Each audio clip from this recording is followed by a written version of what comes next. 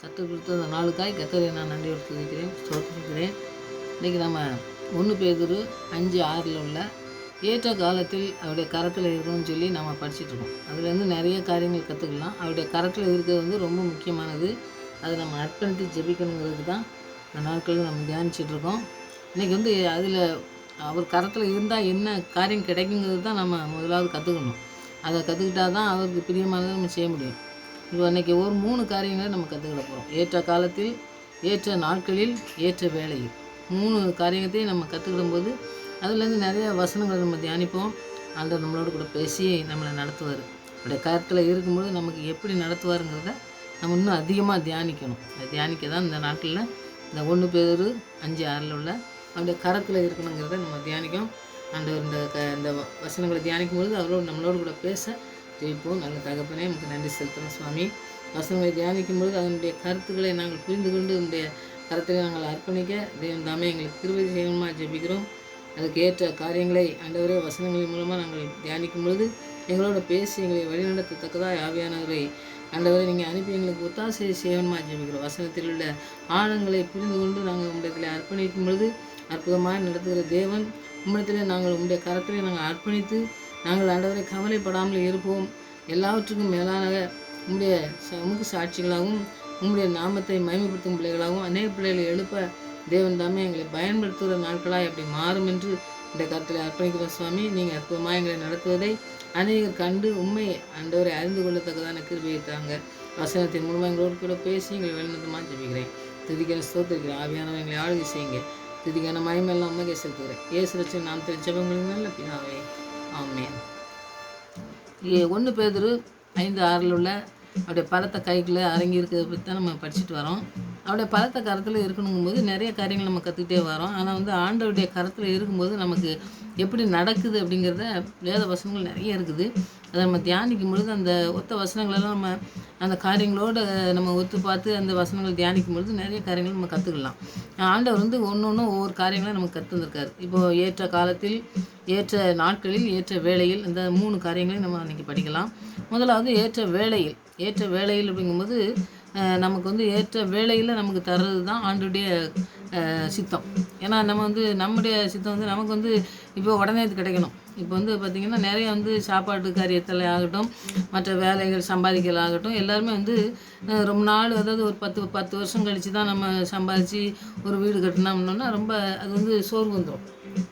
அதே டயத்தில் சாப்பாடு விஷயத்துலையும் பார்த்திங்கன்னா உடனுக்குடன், அதாவது பார்த்திங்கன்னா உடனே 1 நிமிஷத்தில் 2 நிமிஷத்தில் சாப்பிட்ற மாதிரி அந்த நாட்கள்லாம் பார்த்திங்கன்னா சாப்பாடு செஞ்சு அப்புறம் அதை வடித்து அதுக்கப்புறம் அதை சாப்பாடு குழம்பு வச்சு அந்த மாதிரிலாம் செய்கிறதுக்கெல்லாம் இருந்தது.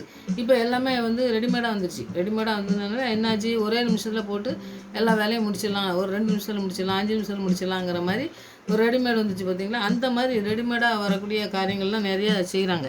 அந்த காரியங்கள் வந்து செய்தது வந்து அது வந்து நம்ம உடலுக்கும் ஒரு சரியான இது கிடையாது, வாழ்க்கையிலையும் வந்து அது சரியான காரியங்கள் கிடையாது. அதனால் ஆண்டவர் ஏற்ற வேளையில் தர்றது தான் நமக்கு வந்து ஆசீர்வாதம் அப்படிங்கிறத இன்றைக்கி வந்து நம்ம படிக்கலாம். முதல்ல ஏற்ற வேளையில் இருக்கிறத நம்ம வந்து படிக்கலாம். 104வது சங்கீதத்தில் 27வது வசனத்தை நீங்கள் படித்து பார்த்தீங்கன்னாக்கி 104வது சங்கீதம் 27வது வசனம், ஏற்ற வேளையில் ஆகாரத்தை தருவீர் என்று அவைகளெல்லாம் உம்மை நோக்கி காத்திருக்கும். எனது பறவைகள் மற்ற காரியங்கள் பறவைகள்லாம் வந்து ஆண்டவர் நோக்கி பறவைகள்னு நம்ம பறவைகள் மிருகங்கள்லாம் பார்த்திங்கன்னாக்கி நம்மளை மாதிரி கிடையாது. நம்மளை மாதிரி சம்பாதிச்சு நாமெல்லாம் பாருங்கள் நம்ம சேர்த்து வச்சா தான் நமக்கு சாப்பாடு மற்ற காரியங்கள்லாம் நமக்கு நடக்கும். ஆனால் அதுக்கு வந்து அப்படி சேர்த்து வைக்கிறதோ மற்ற எந்த காரியங்களுமே ஆண்டவர் வந்து செய்யலை. அப்போ அது வந்து எப்படி ஆண்டவரை தான் நோக்கி பார்த்து அதுக்கு வந்து சாப்பாடு கிடைக்கணும். இப்போ நம்ம காகத்தை பார்த்திங்கன்னாக்கி அதுக்கு வந்து நம்ம சாப்பாடு வச்சா யாராவது வச்சாங்கன்னா தானே அவங்களுக்கு அது அந்த மாதிரி ஆண்டவர் வந்து அவங்கள வந்து பிழைப்பூட்டுகிறார் அப்படிங்கிறத நம்ம பார்க்கும். அப்போது ஆண்டவர் ஏற்ற வேளையில் ஆகாரத்தை அவருக்கு வந்து கொடுக்காராமா. அடுத்தது 145, 15, 16 நீங்கள் படித்து பார்த்தீங்கன்னாக்கி இந்த சங்கீதத்தில் நிறைய வசனங்கள் இருக்குது. நான் ஒரு குறிப்பிட்ட வசனங்களை மாத்திரம் 145வது அதிகாரத்தில் 15, 16 நீங்கள் படித்து பார்த்தீங்கன்னா எல்லா ஜீவன்களுக்கும் கண்களும் உண்மை நோக்கி கொண்டிருக்கிறது. எல்லா ஜீவனுடைய கண்களும் ஆண்டவர் நோக்கி இருக்காமா. ஏன்னா ஒரு காக்காவுக்கு மட்டும்தான் அப்புறம் சிங்கத்துக்கு கிடையாது, ஒரு குருவிக்கு மட்டும்தான், அப்புறம் கோழிக்கெல்லாம் கிடையாது, அப்படிங்கலாம் கிடையாது. எல்லாமே ஆண்டவரை நோக்கி தான் பார்த்துட்ருக்குன்னு ஆண்டவர் சொல்கிறார். எல்லா ஜீவன்களும் எல்லா கண்களும் வந்து உம்மை நோக்கி கொண்டிருக்கு, ஏற்ற வேலையை நீ அவைகளுக்கு ஆகாரம் கொடுக்கிறீர். அப்போ வந்து ஆண்டவர் வந்து என்ன செய்கிறாருன்னா அதுக்கு ஆகாரத்தை கொடுக்காருங்கிறத அது விசுவாசத்தோடு போகுது. நம்ம அப்படி இருக்கோமான்னு சந்தேகம்தான். ஏன்னா வந்து நாம் ஜெபிக்கும் நமக்கு கிடைக்குமா கிடைக்காதா அப்படின்னு நினச்சிக்கிறோம். ஆனால் வந்து மிருகங்கள் குருவி காக்காலாம் பாருங்கள், பறந்து பாட்டு போயிட்டே இருக்கும், எங்கேயோ போகும், அதுக்கு சாப்பாடு ஏதோ ஆண்டவரத்தை கொடுக்காரு அப்படிங்க. அது வந்து நம்பி தான் ஆண்டவரை நம்பி தான் போகுது. அப்போ அதுக்கு ஆகாரம் கொடுக்கிறீர். நீ உமது கையை திறந்து சகல பிரயாணிகள் வாஞ்சியும் திருப்தியாக்குறீர். அப்போ அதுக்கு ஒரு வாஞ்சை, அதுக்கு வந்து என்ன செய்யுது, நமக்கு வந்து சாப்பிடணும், நம்ம சாப்பிட்டா தான் நமக்கு பலன் கிடைக்கும் அப்படிங்கக்கூடிய ஒரு காரியங்கள்லாம் அது இருக்கும்போது அந்த மிருக ஜீவன்களுக்கெல்லாம் என்னதுன்னா சாப்பாடு கிடைக்கும் அப்படிங்கக்கூடிய அந்த விசுவாசத்தில் தான் போகுது. ஆண்டவர் மேலே கண்ணை வச்சு தான் அது போகுது. அதுக்கு வந்து சாப்பாடு ஆண்டவர் கொடுக்காருன்னு சொல்லி நம்ம பார்க்கோம். அடுத்து வந்து 147 சங்கீதத்துலேயும் ஒரு 9வது வசனத்தில் நீங்கள் படித்து பார்த்தீங்கன்னா அதுலேயும் இருக்குது பாருங்கள். அவர் மிருக ஜீவன்களுக்கும் கூப்பிடுகிற காக்கை குஞ்சுகளுக்கும் ஆகாரம் கொடுக்கிறார். இப்போ காக்கா குஞ்சு அப்படிங்கும்போது குஞ்சு வந்து காக்கா வந்து கொண்டாந்து கொடுத்தா தான் வந்து அதுக்கு சாப்பாடு. அப்போ காக்காவுக்கு கிடைச்சாதான் அதுக்கு குஞ்சு கொண்டாந்து கொடுக்கும். அப்போ காக்கையை பாருங்கள் அப்படிங்கிறல ஆண்டவர் வந்து அது மாதிரி காக்காவுக்கு கிடைக்கிது, குருவிக்கு கிடைக்கிது, எல்லாத்துக்குமே வந்து ஆண்டவருடைய கரத்தில் வந்து அவர் வந்து திருப்தியாக கொடுக்காரமா. அப்போ கொடுக்கும்போது அது வந்து ஆண்டவர் நோக்கி பார்த்துக்கிட்டு இருக்குன்னு சொல்லி நம்ம பார்க்கோம். மிருக ஜீவன்களாக இருந்தாலும் சரி, கூப்பிடுகிற எல்லாத்துக்கும் ஆகாரம் கொடுக்காரு. அப்போ அடுத்தது வந்து அந்த 9வது வசனத்தில் நீங்கள் நல்லா படிச்சிங்கன்னா இப்போ தெரியும். குஞ்சுகளுக்கெல்லாம் ஆண்டவர் கொடுக்காரு. குஞ்சு பாருங்கள், குஞ்சு யாரை நோக்கி பார்த்துட்ருக்கோம், அவங்க அம்மா நோக்கி பார்த்துட்ருக்கோம். அப்போ அவங்களுக்கு கிடைச்சாதான் நமக்கு கிடைக்கும் அப்படிங்கக்கூடிய காரியங்கள் இருக்கும்பொழுது அது வந்து காக்காவும் சரி குஞ்சியும் சரி எல்லாமே வந்து ஆண்டவரை நோக்கி தான் பார்த்துட்ருக்குன்னு சொல்லி நம்ம பார்க்கோம். அப்போ நம்முடைய வாழ்க்கையிலையும் பார்த்திங்கன்னாக்கி ஆண்டவர் ஏற்ற வேலையில் தருது நமக்கு அதுதான் உகந்ததாக இருக்கும். நமக்கு எல்லாத்தையுமே குறைவில்லாமல் இந்த காக்கா குருவியை விட விசேஷம்னு சொல்கிறார்களா, அந்த மாதிரி ஆண்டவர் வந்து சொல்லும் பொழுதே பார்த்திங்கன்னாக்கி ஏற்ற வேலையில் அவர் தரது எவ்வளோ பெரிய காரியங்கள் அப்படிங்கிறத நீங்கள் வந்து நம்ம லூக்காவில் படிக்கலாம். இப்போ ஆண்டவர் காக்கைக்கு மிருகங்களுக்கு குஞ்சுகளுக்கெல்லாம் கொடுக்காருன்னு சொல்லி நம்ம பார்த்தோம். லூக்கா 12வது அதிகாரத்தில் நீங்கள் படித்து பார்த்தீங்கன்னாக்கி நீங்கள் வசனங்களை படிங்க. அப்போ தான் வந்து நமக்கு அந்த வசனங்களின் மூலமாக நம்ம படித்தா தான் நமக்கு வந்து அது தெளிவாக நமக்கு புரியும். நம்முடைய வசனத்தை நம்ம வந்து ஏனோதானோன்னு படிக்க கூடாது. நம்ம ஜெபத்தோடு படித்து நீங்கள் அந்த வசனங்களை தியானிங்க. ஆண்டவர் உங்களோட கூட பேசுகிறத நீங்கள் உணர முடியும். நம்ம இந்த சின்ன வசனம் தான், நமக்கு எல்லாம் தெரிஞ்ச வசனம் தான் நினைப்போம். ஆனால் வந்து பார்த்திங்கன்னாக்கி அந்த வசனத்தின் மூலமாக ஆண்டவர் நமக்கு கத்துறது நிறைய காரியங்கள். அது இப்போ லூக்கா 12வது அதிகாரத்தில் 24வது வசனத்தை நீங்கள் படித்து பார்த்தீங்கன்னாக்கி பாருங்கள், காகைகளை கவனித்து பாருங்கள். இப்போ நான் சொன்னேன் பார்த்தீங்களா, அது மாதிரி காக்காலாம் பார்த்திங்கன்னாக்கி அந்த குஞ்சு கிடைக்கணுன்னா காக்கா வந்து என்ன செய்யுது, ஆண்டவர் தான் நோக்கி பார்க்குது. அப்போ நாம் வந்து காக்காவை ஏன் சொல்கிறாருன்னா, காக்கா குஞ்சுக்கு கிடைக்கணும்னா என்னை வந்து நோக்கி பார்க்கல மாதிரி அவங்கள நீ கவனித்து பார் அப்படிங்காரு. அப்போ காக்கா எப்படி இருக்குது, அவளை நீ கவனித்து பார். அவை விதைக்கிறதும் கிடையாது, அவள் அறுக்கிறதும் இல்லை, அவைகளுக்கு பண்டகச்சாலையும் கிடையாது, களஞ்சியமும் இல்லை, இல்லாவிட்டாலும் அவைகளுக்கு தேவன் பிழைப்பு விட்டுகிறார். பறவைகளை பார்க்கலும் நீங்கள் எவ்வளோ விசேஷித்தவர்கள். அந்த ஆண்டவர் வந்து சொல்கிறது காரியங்களை பாருங்கள். ஆண்டவர் வந்து இந்த காரியத்தை சொல்லும் பொழுது பார்த்திங்கன்னா நீங்கள் வந்து சேர்த்து வைக்கிறத பற்றி நிறைய காரியங்கள் வருது. ஆனாலும் பாருங்கள், இந்த இடத்துல நீங்கள் சேர்த்து வைக்கணுங்கிறத ஆண்டவர் வந்து சேர்த்து வைக்கக்கூடாதுன்னு சொல்லவே செய்யலை. ஆனால் ஆண்டவர் வந்து காகத்தை குருவிகள்லாம் பாருங்கள், அதை விட நீங்கள் விசேஷத்தவங்க. அவங்களே பாருங்கள் சேர்த்து வைக்கிறது இல்லை, ஒன்றுமே இல்லை. இல்லைனாலும் ஆண்டவர் எப்படியாவது நமக்கு செய்வார் அப்படிங்கிற ஒரு நம்பிக்கையில் அது இருக்குதுல்ல. அது மாதிரி அதை விட விசேஷத்தவங்க நீங்கள் எப்படி இருக்கணும் அப்படிங்கிறத ஆண்டவர் சொல்கிறத நம்ம பார்க்கணும். அதனால் இயேசு சொல்கிற கருத்தை வந்து நம்ம புரிஞ்சுக்கணும். இந்த அதே காரியங்களை மத்தேயு 6:25-26 நீங்கள் படிக்கலாம். 6வது அதிகாரத்தில் 25வது வசனத்தையும் 26வது வசனத்தையும் நீங்கள் படித்து பார்த்தீங்கன்னா, ஆகையால் எண்ணத்தை உண்போம் எண்ணத்தை குடிப்போம் என்று உங்கள் ஜீவனுக்காகவும் எண்ணத்தை உடுப்போம் என்று உங்கள் சரீரத்துக்காகவும் கவலைப்படாதுங்கள் என்று உங்களுக்கு சொல்கிறேன். ஆகாரத்தை பார்க்கும் ஜீவனும் உடையை பார்க்கும் சரீரமும் விசேஷித்தவர்கள் அல்லவா. இப்போ பாருங்கள், ஆண்டவர் சாப்பாட்டை பற்றி சொல்கிறாரு, உடை வேணுங்கிற அதை பற்றியெல்லாம் சொல்கிறாரு. அப்போ சொல்லும்போது அந்த கருத்தை வந்து நம்ம புரிஞ்சுக்கிட்டோம்னாக்கே நம்ம ஆண்டவர் எதுக்கு சொல்கிறாருன்னு சொல்லி நமக்கு தெரியும். 26வது வசனத்தை நீங்கள் படிச்சிங்கன்னா தெரியும். ஆகாயத்து பட்சிகளை கவனித்து பாருங்கள். இப்போ அந்த காக்காவை பார்க்க சொன்னார், இப்போ பட்சிகளை பாருங்கங்காரு. எல்லாம் ஒன்று தான். அவைகள் விதைக்கிறதும் இல்லை, அவங்க விதைக்கிறது கிடையாது, அறுக்கிறது இல்லை, களஞ்சியத்தில் சேர்க்கறதும் இல்லை. அவைகளை உங்கள் பரமபிதா பிழைப்பூட்டுகிறார். அவைகளை பார்க்கலும் நீங்கள் விசேஷத்தவர்கள் அல்லவா அப்படின்னு சொல்லி ஆண்டவர் சொல்கிறார். அப்போ விசேஷம் விதமாக நம்மளை படைச்சிருக்காரு. அவர் சாயலாக ஆதியாமத்தில் படிச்சிங்கன்னா அவர் சாயலாக அவங்க சாயலாக தான் நம்மளை படைச்சார். மனுஷனை மண்ணினால் உருவாக்கினார். அப்போ அவர் நம்மளை வந்து விசேஷத்தவங்களாக சொல்கிறார். பறவைகளை காக்கா கூட எவ்வளோ கவலை இல்லாமல் என் மேலே நம்பிக்கை வச்சு சாப்பிட கொடுக்குறது எல்லாமே கொடுக்கேன்னு சொல்லிட்டு அது பார்த்துட்டு இருக்குது. ஒன்றுமே சேர்த்தே வைக்கலையே. ஆனால் வந்து நீங்கள் ஏன் கவலைப்படுறீங்கன்னு சொல்லி சொல்கிறத சிலர் என்ன நினச்சிக்கிட்டாங்கன்னா, இப்போ காக்கா குருவிக்கே அப்படி சொல்லியிருக்காரு, அப்போ நம்ம ஒன்றுமே சேர்த்து வைக்கக்கூடாது, நம்ம அதெல்லாம் பற்றி ஆண்டவர் வந்து தவறுன்னு சொல்கிறாரு அப்படின்னு சொல்லி நிறைய கருத்து வேறுபாடுகள் நிறையா சொல்லுவாங்க. அப்படி கிடையாது. ஆண்டவர் வந்து எப்பவுமே சேர்த்து வைக்காதுன்னு சொல்கிறாரு. ஒரு தாளந்து 2 தாளந்து கொடுப்பாரு பார்த்தீங்கன்னா, ஒரு தாளந்து 5 தாளந்து அவன் வந்து 10 தாளந்தாக மாற்றுவான், 2 தாளந்து 4 தாளந்தாக மாற்றுவான். அவரை வந்து ரொம்ப பெருமையாக பண்ணுவார். ஒரு தாளந்தை மூடிச்சோன்னே ஏன் வட்டி கொடுக்குறேன்னு சொல்லி கேட்கறல. சேர்த்து வைக்கிறத பற்றி ஆண்டவர் சொல்கிறதே கிடையாது. அந்த மாதிரி சேர்த்து வைக்கக்கூடாது, நீங்கள் எப்படியோ செலவு பண்ணிவிட்டு அப்படியே அன்னன்னைக்கு செலவு பண்ணிட்டு போகணும். அப்படி இந்த காக்கா குருவியை பார்த்து அப்படி சொல்லுறாங்க, அப்படி சொல்லியிருக்காரு ஆண்டவர்னு சொல்லி அந்த மாதிரி கருத்து வேறுபாடு வந்து நமக்கு வரவே கூடாது. அந்த மாதிரி ஆண்டவர் சொல்லலை. அதனுடைய உள்ள கருத்தை நாம் ஜெபத்தோட கூட ஆவியானவர் சொல்கிறத நம்ம கேட்டு இந்த வசனங்கள்லாம் தியானித்தோம்னா ஆண்டவர் அந்த கருத்தை வந்து நமக்கு சொல்லுவார். இயேசு சொல்கிற கருத்து என்னென்னா புரிந்து கொள்ளணும். நம்ம ஏற்ற வேலையில் எல்லாத்தையும் தர வல்லமே அவருக்கு இருக்குது. அவர் வந்து நமக்கு ஏற்ற வேலையில் எல்லாத்தையும் இந்த காக்கா குருவிக்கே கொடுக்காருன்னா நமக்கு தரதுக்கு அவருக்கு வல்லமே இருக்குது. ஆனால் வந்து நம்ம செலவு செய்தோம்ல, சேர்த்து நம்ம ஒரு வேலை கொடுக்காரு, சம்பாதிக்கிறதுக்கு ஒரு வேலை கொடுக்கும்போது அதில் செலவு செய்ததில் நம்ம சேர்த்து வைப்பதில் வந்து ரொம்ப கவனமாக இருக்கணும்னு சொல்கிறார். மனுஷனுடைய வாழ்க்கையில் வந்து சேமிப்பு ரொம்ப அவசியம்.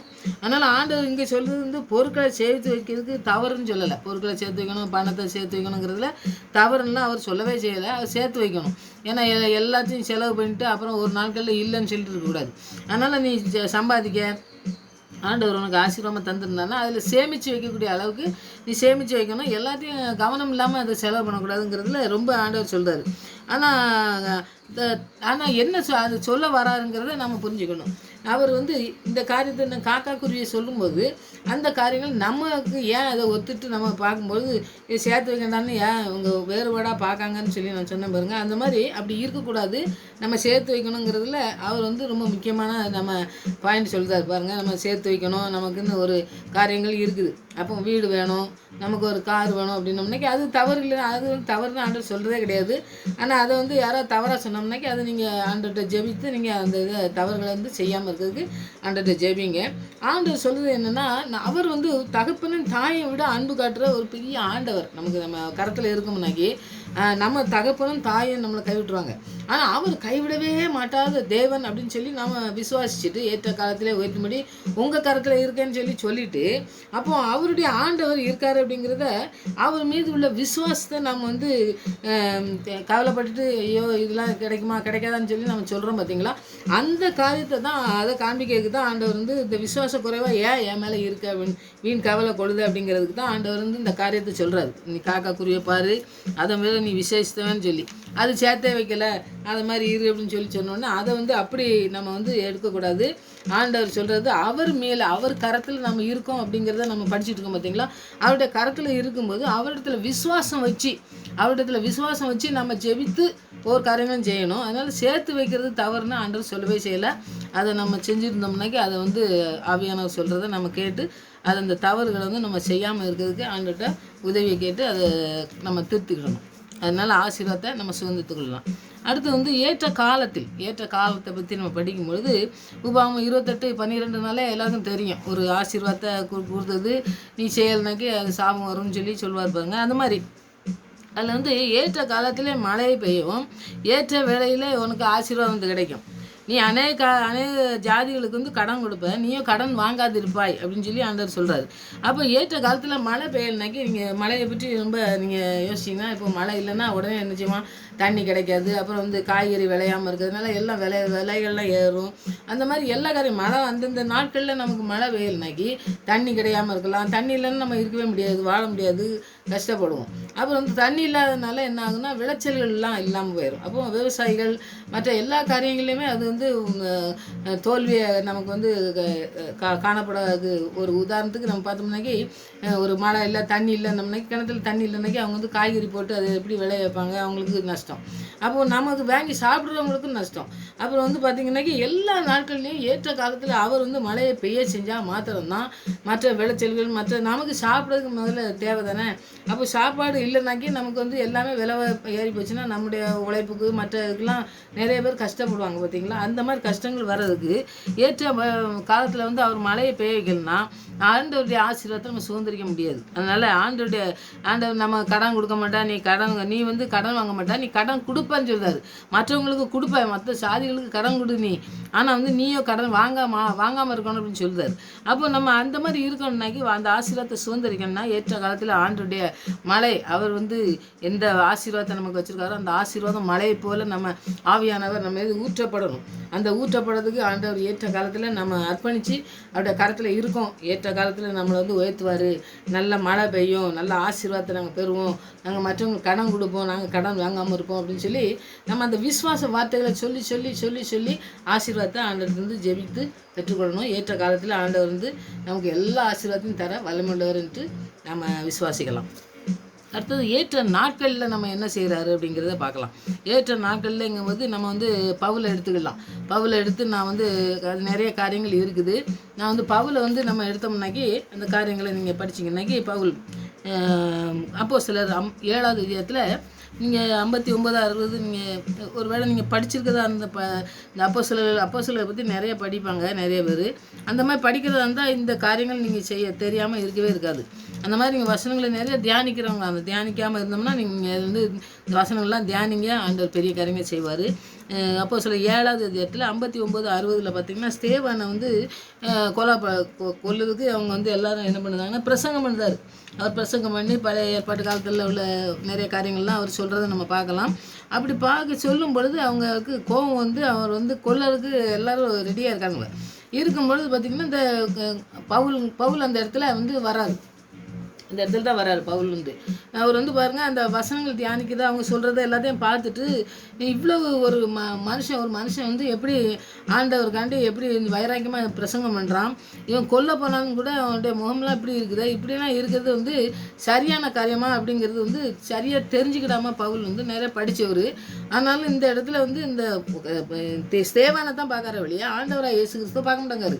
அவர் வந்து இப்படி ஒருத்தன் வைராக்கியமாக நின்று பரிசுத்தாவினால நிறைஞ்சி வானத்தை அண்ணாந்து பார்த்து தேவன் என்னை வலது பக்கத்தில் இருக்காரு, நான் வந்து இயேசுவே நிற்கிறத காங்கிறேன்னு சொல்லலாம் சொல்கிறானே, இது தப்பான காரியமாக இருக்குது அப்படின்னு சொல்லிட்டு அவர் கொல்லும்போது இந்த 59வது வசனத்தில் 58வது பார்த்திங்கன்னாக்கி அந்த வாலிபனுடைய இந்த பாதத்தில் சவுல் கொல்லும்போது கல்லெறிஞ்சி கொல்லும்போது இந்த ஆள் இருந்தாருன்னு சொல்லி நம்ம பார்ப்போம்.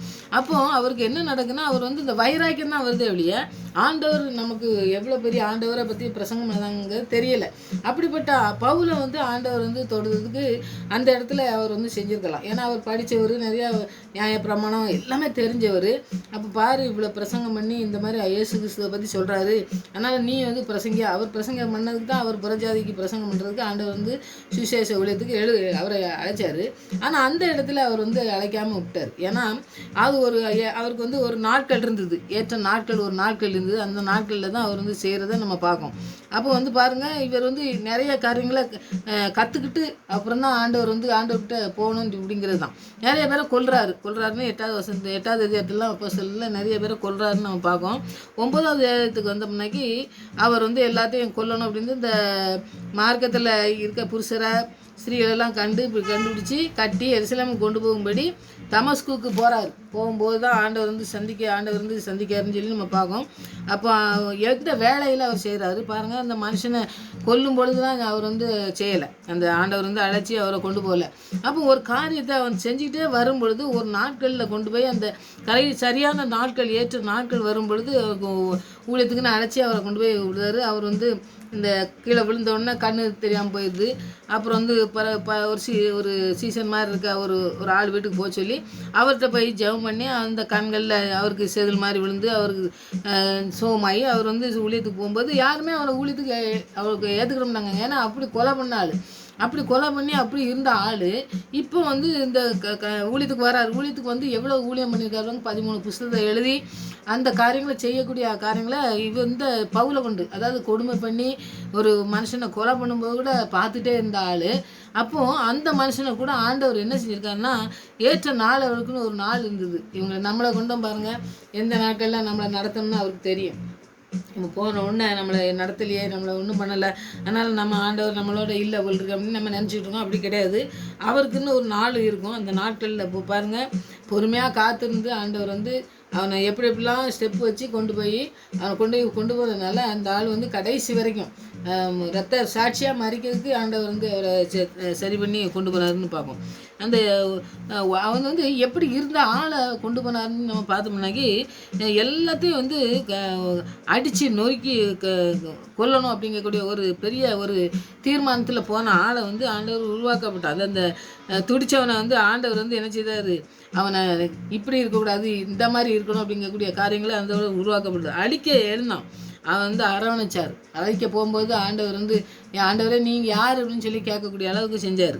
அப்போ வந்து பொல்லாங்க செய்ய எழுமணும், அவனை போதிக்க புடமிட்டார். அந்த புறப்பட செஞ்ச ஆள் ஆண்டவர் வந்து அழிக்க நினச்சவனை அவனை வந்து ரத்த சாட்சியாக மறிக்கிறதுக்கு அவன் ஒப்பு கொடுத்தாரு. அப்போ இவன் வந்து எனக்குன்னு தெரிந்து கொண்ட பாத்திரம் அப்படின்னு சொல்கிறாரு. அவன் வந்து பவுலுக்கு ரத்த சாட்சியாக மறிக்கிறதுக்கு அவனுக்கு சான்ஸே கிடையாது. ஏன்னா வந்து அவனை எல்லாத்தையும் கொல்ற ஆள், எல்லாத்தையும் கொன்று நான் எல்லாத்தையும் அழிச்சிருவேன் அப்படிங்கக்கூடிய ஒரு தைரியத்தில் அலைஞ்ச ஆள். ஆனால் அந்த ஆளை கொண்டு எப்படி ஆண்டவர் வந்து ஏற்ற நாட்களில் கொண்டு வந்து அவனை பயன்படுத்தி அவங்கள எப்படி பலப்படுத்தி அவங்கள எப்படி அவரை உருவாக்கி எப்படி நடத்தினார் பாருங்கள். நமக்குலாம் இப்போ இன்றைக்கி நிறைய புத்தகங்களை எழுதி தந்து அந்த புத்தகங்களை வாசிக்கக்கூடிய அளவுக்கு நம்மளை எவ்வளோ தைரியமாக வாசகங்களெல்லாம் தியானிக்க மற்றவங்களுக்கு சொல்கிறதுக்கு எல்லாத்தையும் எழுதி தந்திருக்காரு பாருங்கள். அப்படிப்பட்ட பெரிய காரியங்களை செய்ததுக்கு அவர் ஏற்ற நாளில் வந்து இந்த பவுலை வந்து தேர்ந்தெடுத்து நடத்தினாருன்னு நம்ம பார்க்கோம். இப்போ நம்முடைய வாழ்க்கையிலையும் பார்த்திங்கன்னாக்கி ஒரு நாள் இருக்கும், நம்ம வந்து வசனங்கள் தியானிக்கலாம், ஆண்டவருக்குன்னு ஊழியம் செய்யலாம். ஆனால் ஏற்ற நாள்னு ஒரு நாள் வச்சு ஆண்டவர் வச்சுருப்பார், குறிப்பிட்ட நாள். அந்த நாளில் நம்மளை வந்து உயர்த்துவார், நம்மளை நடத்துவார், நம்மளை எப்படி நடத்தணும்னு சொல்லி அவர் வந்து நடத்துறதுக்கு போதுமானவராக இருக்கார். நம்ம நிறைய காரியங்கள் நம்ம கற்றுக்கலாம். நம்ம வேத வசனங்கள்லேயே பார்த்திங்கன்னாக்கி நிறைய பேர் அப்படி தான் ஏற்ற நாட்கள் வரும்பொழுது தான் அவங்கள வந்து உயர்த்துவார். ஏன்னா உடனே போனோடனே உயர்த்துறது யாரையுமே கிடையாது. அதனால் பவுலை அழைச்ச ஊழியம் பாருங்கள், அவர் நிறைய கொடுமை பண்ணி எல்லாரையும் கொல்லணும் அப்படின்னு போகும்போது தான் அவர் வந்து அழைக்காரு. அவருடைய அழைப்பை வந்து இவனும் வந்து பாருங்கள், ஆண்டவரே நான் என்ன செய்ய சித்தமாக இருக்கேன்னு சொல்லி கேட்கக்கூடிய அளவுக்கு ஆண்டவரை வந்து தொடக்கூடிய அளவுக்கு அவன் வந்து அந்த காரியத்தை செய்யக்கூடிய அளவுக்கு வந்து அவனை ஆண்டவர் பயன்படுத்துறாருன்னு பார்க்கலாம். நம்முடைய வாழ்க்கையில் இந்த மாதிரி காரியங்கள்லாம் செய்ததுக்கு ஆண்டவர் வளமுள்ளவர். அதனால் ஏற்ற நாட்களில் ஆண்டவர் உயர்த்தும்படி அவருடைய கரத்தில் நாம் இருக்கணும். அந்த கரத்தில் இருந்ததுனால பவுலை வந்து நல்லா பயன்படுத்தினார். அதுபோல் நம்மளையும் பயன்படுத்த அர்ப்பணிப்போம். அடுத்தது தாவீதை நீங்கள் நிறையா பார்க்கலாம். தாவீதை ராஜாவாக உயர்த்தினது வந்து ஏற்ற நாள்லலாம். ஆண்டவர் 1 சாமுவேல் 16:12 பார்த்திங்கன்னா சாமுவேலை கொண்டு தாவீதை அபிஷேகம் பண்ணார். நிறைய பேரை அங்கே பிள்ளையெல்லாம் கூப்பிட்டு வந்துட்டு இவரை வந்து மறந்துட்டார். தகப்பனே மறந்த ஒரு மனுஷனை ஆண்டவர் கூப்பிட்டு பாருங்க, சாமுவேலை கொண்டு தாவீதை அபிஷேகம் பண்ணு அப்படிங்கிறார். அப்போவுமே அவரை ராஜாவாக்குனாருன்னு சொல்லி நம்ம முடிவு பண்ணிட்டாங்க. அவங்க வந்து அந்த இடத்துல வந்து சாமுவேலே என்ன சொல்கிறாரு, அபிஷேகம் பண்ணிட்டேனா, எனக்கு வேலை முடிஞ்சதுன்னு சொல்லி அவர் சொல்லி, எனக்கு என்ன தாவீதை சின்ன பையனாக இருக்கானே அப்படின்னா, நீ முகத்தை பார்க்காத, நீ முகத்தை பார்க்க, நான் இருதத்தை பார்ப்பேன் அப்படின்னு சொல்லி ஆண்டவர் தேர்ந்தெடுத்துட்டேன்னு சொல்லி சொல்கிறாரு. சங்கீதம் 89, 20, 21 நீங்கள் படித்து பார்த்தீங்கன்னா, என் தாசனாகி தாவீதை கண்டுபிடித்தேன்னு சொல்லி ராஜாவாக கண்டுபிடிச்சேன்னு சொல்லி ஆண்டவர் சொல்கிறத நம்ம பார்க்கலாம். அப்போ ஆண்டவர் ஒரு மனுஷனை தேர்ந்தெடுத்து எப்படி நடத்துகிறாரு அப்படிங்கிறத நீங்கள் பார்த்தீங்கன்னாக்கி பெரிய காரியங்களை ஆண்டவர் வந்து நம்ம கற்றுக்கலாம். ஏன்னா வந்து தாவீது அதுக்கு பிறகு பார்த்தீங்கன்னா 1 சாமுவேல் 16:12 சாமுவேல் ஒரு பிசாசு பிடிச்ச சவுலுக்கு இவர் தான் வாசித்து பிசாசெல்லாம் போகுது. அவர் ராஜாவாக தேர்ந்தெடுத்துட்டார். சவுலுக்கு அடுத்தது ராஜா தாவீது தான் அப்படின்னு சொல்லி தேர்ந்தெடுத்து வச்சுருக்கும் போதும் அவர் உடனே ராஜாவே ஆகலை. அவர் பாருங்கள், அந்த காரியங்கள் நிறையா கஷ்டங்கள் பட்டதை நீங்கள் அந்த 1 சாமுவேல்லாம் படித்து பார்த்தீங்கன்னாக்கி நிறைய காரியங்கள் சவுலை கொண்டு நிறைய கஷ்டங்கள் பையனை கொண்டு நிறைய அவர் கஷ்டத்தை அனுபவிச்சார். ஆனால் 2 சாமுவேல் 5:2 5 வரைக்கும் நீங்கள் படித்து பார்த்தா அந்த வசனங்களில் தான் பார்த்தீங்கன்னாக்கி அவர் வந்து உயர்த்தார், ராஜாவாக்குதார். இஸ்ரேல் மக்கள் எல்லாரும் சேர்ந்து அவங்க ஆசாரியெல்லாம் வச்சு செய்வாங்கள்ல, அந்த முறைமையின்படி அவருக்கு வந்து ராஜாவாக்குதார். அவர் வந்து ராஜாவாகி ஆண்டவருக்கு பிரியமான காரியங்களை செய்யறதுக்கு அவர் வந்து அந்த இடத்துல அழைக்கப்பட்ட அழைப்பு 1 சாமுவேல் 16வது அதிகாரத்தில். இங்கே வந்தீங்கன்னா 2 சாமுவேல் 5வது அதிகாரத்தில் தான் அவர் ராஜாவாக உயர்த்தப்பட்டு ஆண்டவரால் இஸ்ரேல் மக்களால் அவங்க தாவீதை ராஜாவாக்குறாரு. அவர் வந்து ராஜாவாகி பெரிய, அதாவது ராஜாவாகணுங்கிறது முதலே வந்தாலும் கடைசி ஆண்டவர் என்ன செய்கிறாருன்னா, அந்த நேரம் ஒரு நேரம் வருது பார்த்திங்களா, எல்லாத்தையும் கடந்து வந்த பாதைகள்லாம் நீங்கள் படிங்க. அந்த மாதிரி நம்முடைய வாழ்க்கையிலையும் பார்த்திங்கன்னாக்கி ஆண்டவர் தேர்ந்தெடுத்து வச்சுருப்பார். ஒரு நேரம் இருக்கும், ஒரு ஏற்ற நாட்கள் இருக்கும். அந்த நாட்களில் நம்மளை உயர்த்துவார். கண்டிப்பாக அது முன்னாடியே நமக்கு சொல்லிடுவார். நம்மளை அபிஷேகம் பண்ணும்போதே சொல்லுவார், ஆனால் உன்னை எல்லாத்தையும் செய்து முடிப்பேன்னு சொல்லிடுவார். ஆனால் அதை வந்து இன்னும் செய்யலையே அப்படின்னு சொல்லிட்டு இருக்கும்போது அது ஏற்ற நாட்கள் ஒரு நாட்கள் வரும்போது கண்டிப்பாக அதை செய்வார்.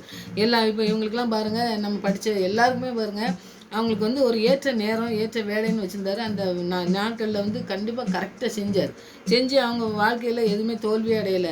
தாவீதுலாம் பார்த்திங்கன்னாக்கி நிறைய ராஜாகிற வாய்ப்பே இல்லாத மனுஷனாக இருந்தாலும் அவருடைய வாழ்க்கையில் பாருங்கள் நிறைய காரியங்கள் ஆண்டவர்கிட்ட கேட்டு வெற்றியை பெற்று சுதந்திரத்து கொண்டு அந்த யூதாவும் இஸ்ரேலையும் எல்லாத்தையும் ஆளுகை பண்ண ஒரு மனுஷன். அப்போ வந்து பாருங்கள், ஆண்டவர் உயர்த்தின மனுஷன் வந்து எந்த காரியங்களையும் ஆண்டவர் உயர்த்துன்னு சொன்னார்னா அவர் உயர்த்துவார், அவர் நடத்துவார்.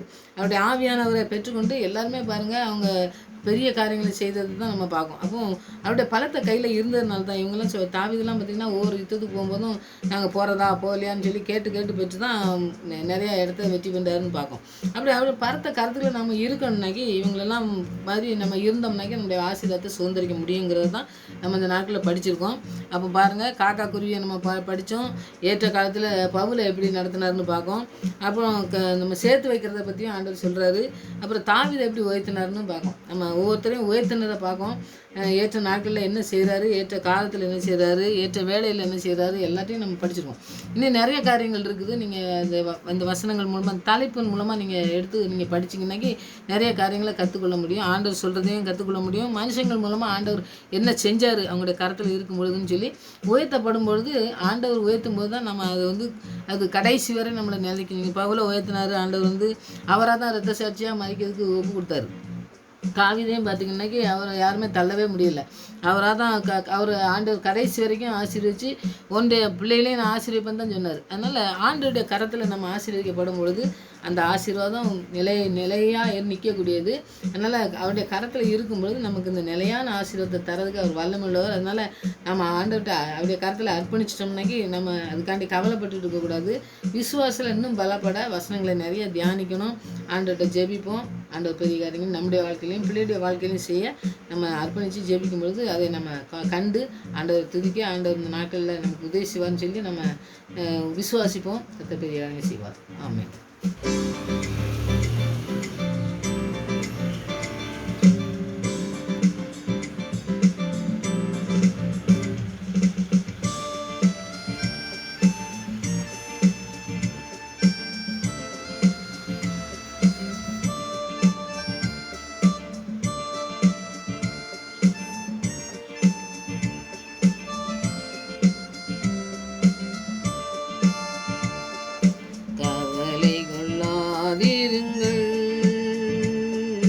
கவலை கொள்ளாதிருங்கள், உயிர் வாழ எதை உண்போம், உடல் மூட எதை உடுப்போம் என்று கவலை கொள்ளாதிருங்கள், கவலை கொள்ளாதிருங்கள்.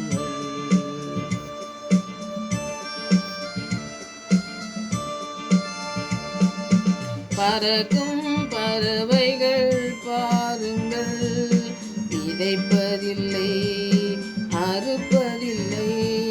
பறக்கும் பறவைகள் பாருங்கள், விதைப்பதில்லை அறுப்பதில்லை. பரமபிதா ஊட்டுகிறார், மறப்பாரோ மகனே உன்னை. பரமபிதா ஊட்டுகிறார், மறப்பாரோ மகளே உன்னை. உயிர் வாழ எதை உண்போம், உடல் மூட எதை உடுப்போம் என்று கவலை கொள்ளாதிருங்கள், கவலை கொள்ளா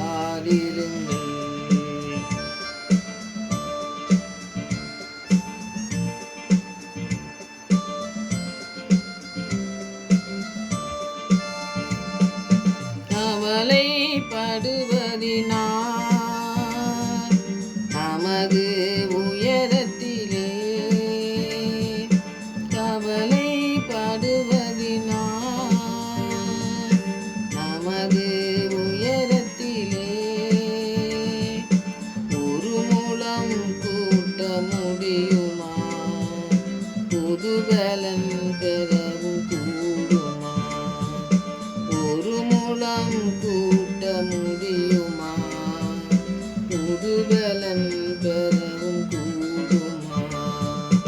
உயிர் வாழ எதை உண்போம், உடல் மூல எதை உடுப்போம் என்று கவலை கொள்ளாதிருங்கள், கவலை கொள்ளாதிருங்கள்.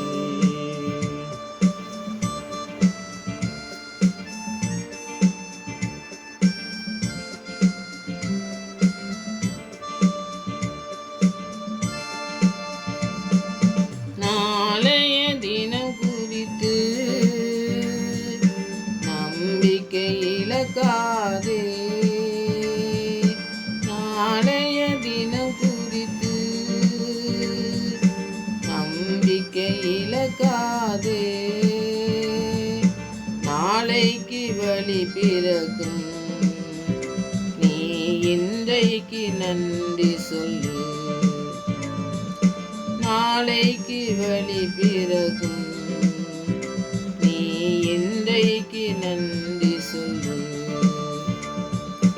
உயிர் வாழ எதை உண்போம், உடல் மூட எதை உடுப்போம் என்று கவலை கொள்ளாதிருங்கள், கவலை கொள்ளாதிருங்கள்.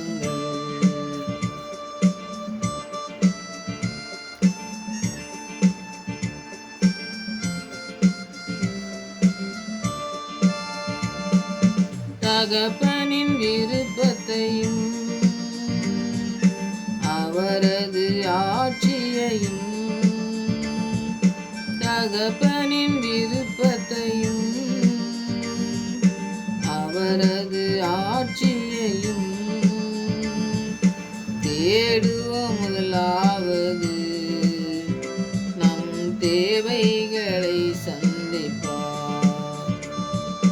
தேடுவோம் முதலாவது நம் தேவைகளை சந்திப்பார். உயிர் வாழ எதை உண்போம், உடல் மூட எதை உடுப்போம் என்று கவலை கொள்ளாதிருங்கள், கவலை கொள்ளாதிருங்கள், கவலை கொள்ளாதிருங்கள், கவலை கொள்ளாதிருங்கள்.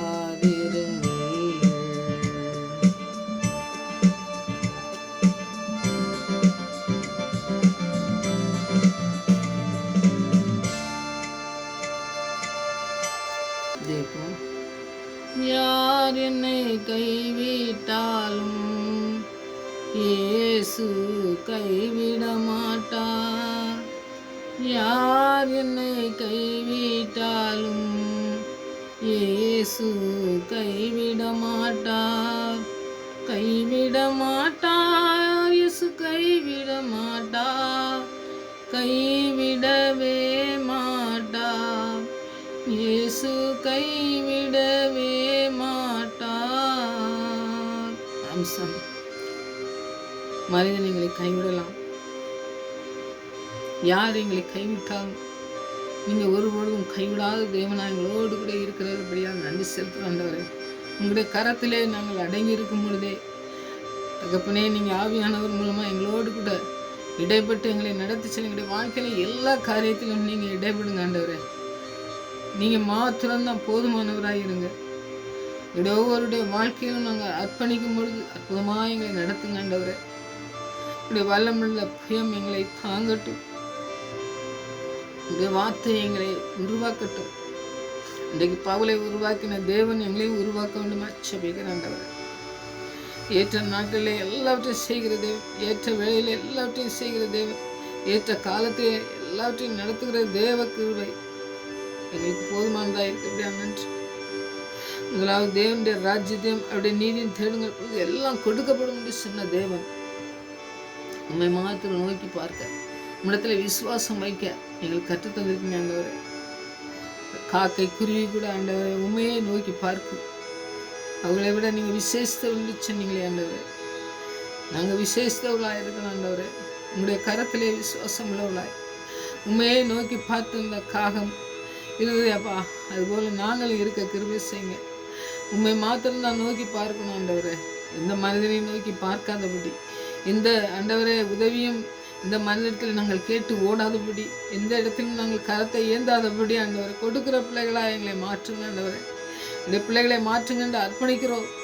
அந்த தகப்பனை ஒவ்வொரு பிள்ளைகளும் அர்ப்பணிக்கட்டும். ஒவ்வொரு குடும்பத்தில் உள்ள பிள்ளைகளையும் ஆண்டவரை அர்ப்பணித்து நாங்கள் ஜெபிக்கிறோம் ஆண்டவரே. யாரெல்லாம் ஜெபிக்கிறாங்களோ, பிள்ளைகளை அர்ப்பணிக்கிறாங்களோ, பிள்ளைகளையெல்லாம் ஆண்டவரை கொட்டுக்கிற பிள்ளைகளாக மாற்றுங்க.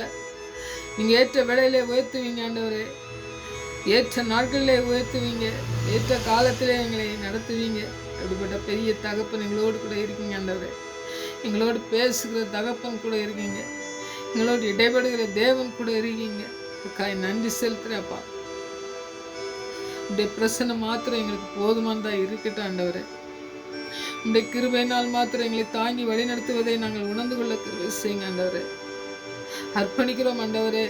ஆண்டவரே, நான் என்ன செய்யணும் என்று பவுல் கேட்டது போல எல்லாம் ஆண்டவரே கொலை செய்த ஒரு மனிதனை தகப்பனே உண்மை நோக்கி நான் என்ன செய்யணும் என்று கேட்கத்தக்கதான ஒரு நாட்களை தந்தீங்களே ஆண்டவரே. பயன்படுத்தினீர். அதுபோல் எங்களையும் ஆண்டவரே உண்மையே நோக்கி பார்த்து நீங்கள் ஆண்டவரை என்ன சொல்கிறீர்களோ அதுபடி செய்கிற பிள்ளைகளாக நாங்கள் காணப்படும்.